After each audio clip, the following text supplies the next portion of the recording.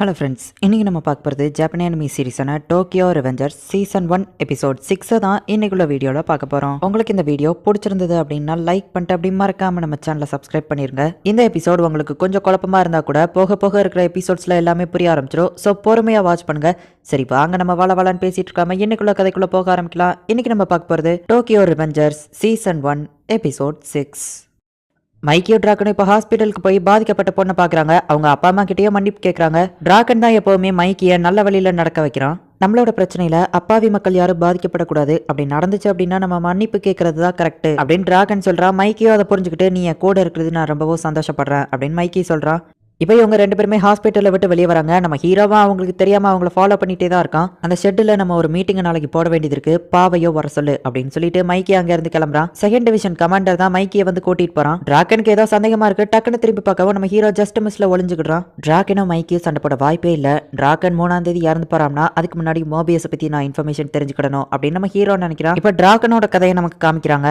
Dragon ஒரு red light ஏரியால தான் பிறந்திருக்கான். அவங்க அம்மா ஒரு ப்ராஸ்டிடியூட். அவங்க அப்பா யாருன்னே அவனுக்கு தெரியாது. அவன் 2 வயசா இருக்கும்போது அவங்க அம்மா இறந்து போயிருந்தாங்க. அதுக்கப்புறமா அவனை அந்த ப்ராஸ்டிடியூட் அங்க இருக்கிற மத்தவங்க தான் பாத்துக்கிட்டாங்க. டிராகன் 4th கிரேட்ல இருக்கும்போதே அவன் மத்த எல்லாரையும் விட ஹைட்டா வளர்ந்துருக்கான். அதனால ஸ்கூல்ல எல்லாருமே அவனுக்கு மரியாதை தான் கொடுப்பாங்க. அதே மாதிரி டிராகன் நல்லாவே ஃபைட் பண்ணவோ செய்வான். தம்பி ஷுவரா தான் சொல்றியா? நீ 5th கிரேட் தான் படிக்க, இது வலிக்கும் அப்படின்னு சொல்லவோ பரவாயில்ல டிராகன் டேட்டுவை போடுங்க அப்படின்னு சொல்லி அவன் சொல்றான். ஆனா டேட்டுவை போட ஆரம்பிச்சோடனே ஐயோ வலிக்குது அண்ணா விட்டுருங்க அப்படின்னு சொல்லிட்டு அவன் கதறான். கடைசியில ஒரு வழியா அவன் ஆசைப்பட்ட மாதிரியே அந்த டிராகன் டேட்டுவை போட்டுட்டான். நீ 5th கிரேட் படிக்கும் போதே டேட்டு போட்ட ஒரு பெரிய கேங்ஸ்டரா வருவ அப்படின்னு சொல்லி அந்த டேட்டு போட்டவர் சொல்றாரு. மிடில் ஸ்கூல் பசங்க எல்லாம் டிராகன் ஒத்தாளன்னு அடிச்சு போட்டு என்னோட பேரு கென் ரியோஜி இல்ல, என்ன டிராகன் கூப்பிடுங்க, எப்பெல்லாம் இந்த டிராகன் சிம்பிளை பாக்குறீங்களோ அப்பெல்லாம் ஓடி ஒளிஞ்சுக்கோங்க அப்படின்னு சொல்லி அவன் சொல்றான். அப்போ டிராகன் இருந்த அந்த ஏரியால ஒரு ஹை ஸ்கூல் கேங் ரொம்பவோ பெரிய ஆளா இருந்தாங்க. டிராகனால ஹை ஸ்கூல் பசங்க கிட்ட மோத முடியாது அப்படிங்கிறதுனால அப்போதைக்கு அவங்க சொல்றதெல்லாம் செஞ்சுட்டு இருந்தான். மைக்கின்னு ஒரு பொடி பையன் 7th கிரேட் படிக்கிறான். அவன் ஹை ஸ்கூல் பசங்க எல்லாம் அடிச்சிருக்கானா. நீ என்ன பண்ற, அந்த மைக்கியை போய் கூட்டிட்டு வா அப்படின்னு சொல்லி டிராகன் கிட்ட சொல்றாங்க.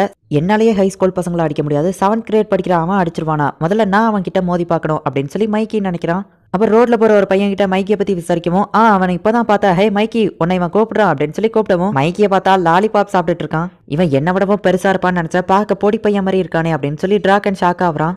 மைக்கி டிராகன் கிட்ட வரா. மைக்கி ரொம்பவோ டிராகனை விடவோ சின்னதா இருக்கான். லாலிபாப்பை சாப்பிட்டுக்கிட்டே டிராகன் கிட்ட அவன் ஏதோ கேட்கவும் அது டிராகனுக்கு புரியல. சரி எதுக்காக என்ன கூப்பிட்ட அப்படின்னு சொல்லி மைக்கி கேட்கவும் ஹை ஸ்கூல் பசங்க சில பேர் உன்னை கூட்டிட்டு வர சொன்னாங்க, நான் உன்னை கட்டாயப்படுத்தி எல்லாம் கூட்டிட்டு போக மாட்டேன், விருப்பம் இருந்தாவா அப்படின்னு டிராகன் சொல்லவும் என் பேகை மட்டும் வச்சுட்டு வந்துருந்தேன் அப்படின்னு சொல்லி மைக்கி அவன் கூட போறான். ஹை ஸ்கூல் பசங்க கூப்பிட்டுருக்காங்கன்னு சொல்லிதான் அசால்ட்டா பயமே இல்லாம வாரானே அப்படின்னு சொல்லி டிராகன் யோசிச்சுட்டு இருக்கான்.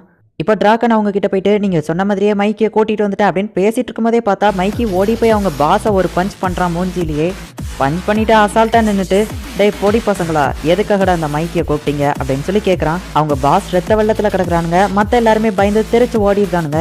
இதை பார்த்ததுமே டிராகனுக்கு மைக்கியை ரொம்பவுமே பிடிச்சி போயிருது.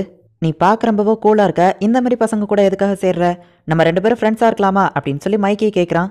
டிராகனும் சரி ஓகே அப்படின்னு சொல்லுதான். இப்படிதான் மைக்கியும் டிராகனும் ஃப்ரெண்ட்ஸ் ஆனாங்க. இப்போ நமக்கு பிரசன்ட்ல காட்டுறாங்க. நம்ம ஹீரோ திரும்பவோ ஃபியூச்சருக்கே வந்துட்டான். பாஸ்ட்ல எதையுமே மாத்தாம எதுக்காக திடீர்னு ஃபியூச்சருக்கு வந்த அப்படின்னு நவுட்டோ கேட்கவும் மைக்கியோ டிராகனும் சண்டை போட வாய்ப்பே இல்ல.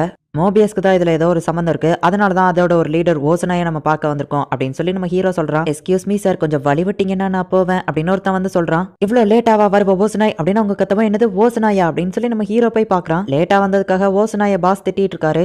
மோபியஸோட லீடர் ஓசனாயா இது இருக்க வாய்ப்பே இல்ல அப்படின்னு சொல்லி டாகேமிச்சி சொல்லவோ நம்ம எதுக்கும் அவன் கிட்ட பேசி பார்ப்போம் அப்படின்னு சொல்லி நவுட்டோ சொல்றான். டோக்கியோ மாஞ்சிக்கு அங்க பத்தி நான் இன்வெஸ்டிகேஷன் பண்ணிட்டு இருக்கேன். 12 வருஷத்துக்கு முன்னாடி மோபியஸ்ல நீயும் ஒரு லீடரா இருந்ததானே அப்படின்னு நவுட்டோ கேட்கவும் எனக்கும் அதுக்கும் எந்த சம்பந்தமும் இல்ல அப்படின்னு சொல்லி அவன் டென்ஷன் ஆகுறான். எனக்கு நல்லாவே தெரியும் மோபியஸ் தான் டிராகனை கொண்டிருக்கு, நீ தானே அவனை கொல்றதுக்கு ஆர்டர் கொடுத்த அப்படின்னு சொல்லி நவுட்டோ வந்து சும்மா போட்டு வாங்குறான். ஏன்னா அப்பனாதான் ஓசனாய் உண்மையை சொல்லுவான்னு அவன் எதிர்பார்த்த மாதிரியே ஓசனாய் வந்து அழ ஆரம்பிக்கிறான். நான் எதுவுமே பண்ணல, டோமனுக்கும் மோபியஸ்க்கும் சண்டை வந்தது உண்மைதான், ஆனா அது ஜஸ்ட் ஒரு ட்ரிகர் தான். அதை வச்சுதான் அவன் டோமனுக்கு உள்ளேயே பிரச்சனையை கொண்டு வர பிளான் போட்டான். இதுக்கு மேல என்னால எதுவோ சொல்ல முடியாது, இல்லைன்னா எனக்கு தான் பிரச்சனை வரும் அப்படின்னு சொல்லி அவன் அழ ஆரம்பிக்கிறான். அவனா அது யாரு அப்படின்னு சொல்லி நவுட்டோ கேட்கவும் என்னால எதுவும் சொல்ல முடியாது, என்னோட பாஸ் கூப்பிட்டுட்டாரு, நான் கிளம்புறேன் அப்படின்னு சொல்லி அவன் அங்கிருந்து போறான். டிராகன் மட்டும் இறக்காம இருந்திருந்தா இந்நேரத்துக்கு நான் அப்படின்னு சொல்லி அவன் வருத்தத்தோட அங்கிருந்து கிளம்புறான். அப்படின்னா மோபியஸோட சண்டையை ஒரு ட்ரிகரா பயன்படுத்தி மைக்கியவோ டிராகனையும் யாரோ பிரிக்க ட்ரை பண்ணிருக்காங்க. ஆனா அதுல அவங்களுக்கு என்ன லாபம் அப்படின்னு சொல்லி நவுட்டோ யோசிக்கவும் டோபியஸ் கூட சண்டை போட்டாதான் டோமனுக்குள்ள பிரச்சனையே வரும். அப்படின்னா நம்ம ஃபர்ஸ்ட் அந்த சண்டையவே தடுக்கணும். அதை நான் தடுத்தா டிராகனை கண்டிப்பா இறக்குறதுல இருந்து காப்பாத்திடலாம். இதை நான் பண்றேன் அப்படின்னு சொல்லி நம்ம ஹீரோவும் அவனும் ஹேண்ட் ஷேக் பண்ணி இப்போ நம்ம ஹீரோ திரும்ப பாஸ்ட்கே வந்துருதான்.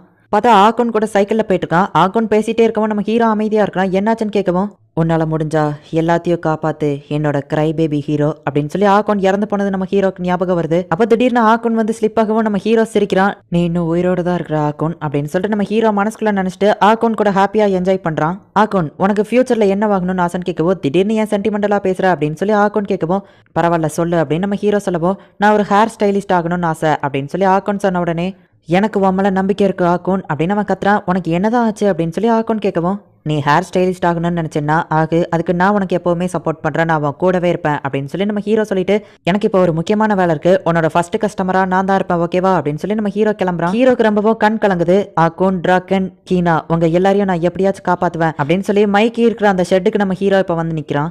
வா டாக்கேமிச்சி அப்படின்னு சொல்லி மைக்கி சொல்கிறான்.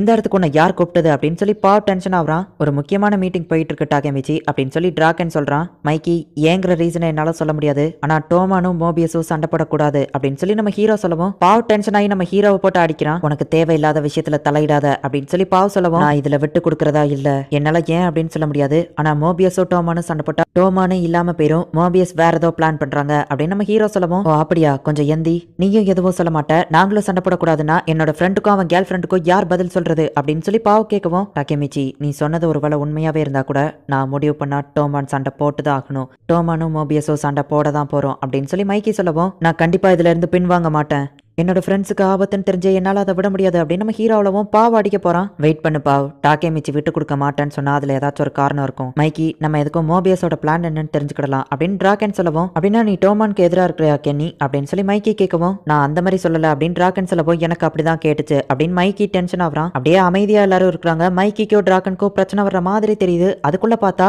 மோபியஸோட ஆளுங்க வந்துருதான். வந்திருக்கிறது யாருன்னு பார்த்தா மோபியஸோட 8th கமாண்டர் ஓசனாய் தான். இவனையா நம்ம நேற்று அப்படி பார்த்தோம் அப்படின்னு சொல்லி நம்ம ஹீரோ யோசிக்கிறான். என் ஃப்ரெண்டுக்கும் அவன் கேர்ள் ஃப்ரெண்டுக்கும் நடந்ததுக்கு ஒன்று சும்மா விட மாட்டேன் அப்படின்னு சொல்லி பாவ் டென்ஷன் ஆகிறான். பாவை அடிச்சு போட்டுட்டு, உங்க கேங் பேர் என்னது, டோக்கியோ மாஜி கேங்கா, அது நல்லா இல்ல, அதை மாத்திட்டு பொடி பசங்கன் வையி அப்படின்னு சொல்லி அவன் ஒரு சொடக்கு போடுறான். மோபியஸோட ஆளுங்க 50 பேர் அந்த இடத்துக்கு வந்திருந்தாங்க. மோபியஸோட ஆளுங்க கூட நீங்க ஏதாவது சண்டை போடணும்னு பிளான் போட்டீங்கன்னு தெரிஞ்சது, அதான் நானே சண்டையை ஃபர்ஸ்ட் ஆரம்பிச்சிட்டேன் அப்படின்னு சொல்லி அவன் சொல்றான். அவங்க எல்லாருமே இவங்களை சுத்தி வளைச்சிட்டாங்க. அவங்க 50 பேர் இருக்காங்க, இவங்க ஜஸ்ட் 4 பேர் தான் இருக்காங்க.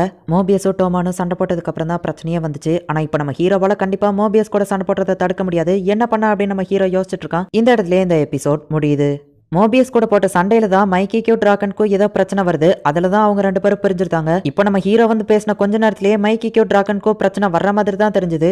நம்ம ஹீரோவால இதை தடுக்க முடியலன்னா கண்டிப்பா டிராக்கன் இறந்து போயிடுவான். ஈவன் நம்ம ஹீரோ டைம் டிராவல் பண்ணா அப்படின்னா கூட அவனுக்கு ஒரே ஒரு சான்ஸ் தான் இருக்கு. நம்ம ஹீரோவால இது எல்லாத்தையும் தடுத்து பாஸ்ட்டை மாற்ற முடியுமா, என்ன நடக்க போகுது அப்படிங்கிறத நெக்ஸ்ட் எபிசோட் பார்த்து தெரிஞ்சுக்கோங்க. நெக்ஸ்ட் எபிசோட்ல நீங்க எதிர்பார்க்காத ட்விஸ்ட் எல்லாம் உங்களுக்காக காத்துட்டு இருக்கு. ஸோ மிஸ் பண்ணாம பார்த்து என்ஜாய் பண்ணுங்க. அண்ட் உங்களுக்கு இந்த வீடியோ பிடிச்சிருந்தது அப்படின்னா லைக் பண்ணிட்டு அப்படி மறக்காம நம்ம சேனலை சப்ஸ்கிரைப் பண்ணிருங்க.